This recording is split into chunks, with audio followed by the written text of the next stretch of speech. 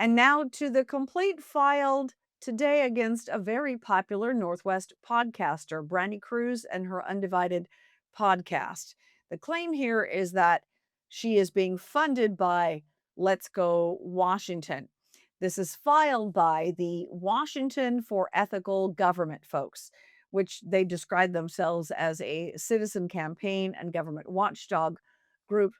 So they have filed this formal request with the PDC for an investigation into Brandi Kruse and Let's Go Washington. We were just talking about them.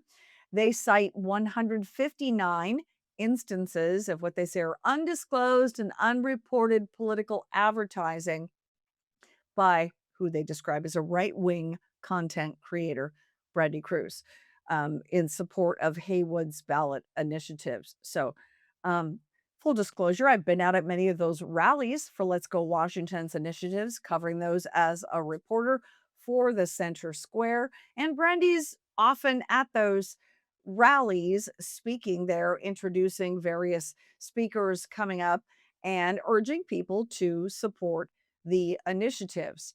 But she is an influencer, a podcaster, and a journalist. She used to work, you remember, at Channel 13 for many years before she launched off on her own with the Undivided podcast. Well, the assertion from this group who's asked the PDC to investigate is that Let's Go Washington is funding her. I haven't seen any documentation that Let's Go Washington is funding her. And when pressed for that during today's media availability announcing this complaint that's been filed, they didn't provide any documentation, although they say there's all these instances where she's appeared at Let's Go Washington events, and they're making the correlation there. Well, this group again says it's a matter for the Public Disclosure Commission to ultimately decide, and potentially they suggest even change the rules.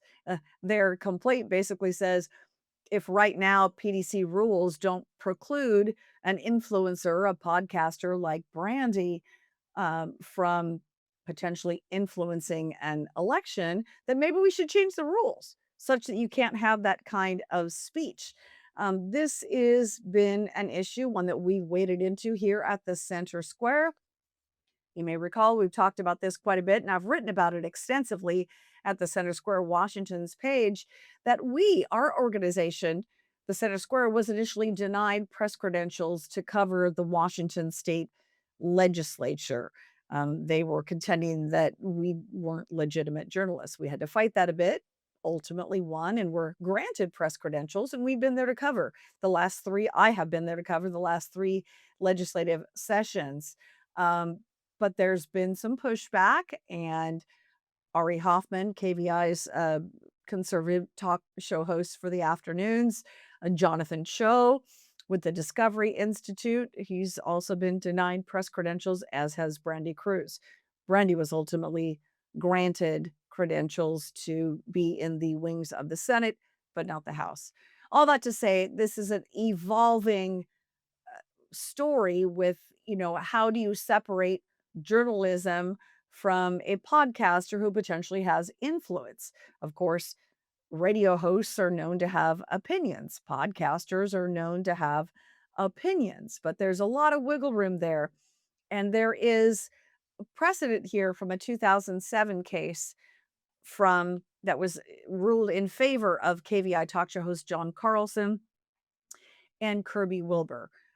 Full disclosure, I worked for KVI at the time in 2007 when this matter was decided ultimately in the favor of KVI, and it would seem this ruling is applicable.